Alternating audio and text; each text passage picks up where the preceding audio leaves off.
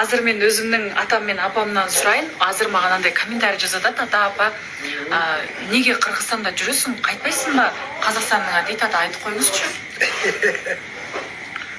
Қазақстандан атайын келсе, ананы неге кетіш керек? Бұл деген біздің келініміз болады. Апа айтыңызшы. Айланайындар ай, қоғылатшы, жаныңыз қалсыншы айланайын. Ай, келінді любой жерден алабыз да айланайын. Ем қазақ туысқандан алдық, ем қантып кетіресің. Баласы бойда қалбайып, айтшы ай.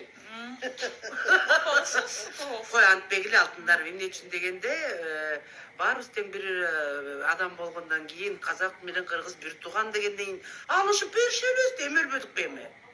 Қой, Антбек еліндімде. Кетіп қалса баламы қаластай қалбайы. Айтшы ай, çalsayın, bir de ne söyleyeceğim. Tuğray'dan mı? Seninki kaç elinde tuğramış bolsun.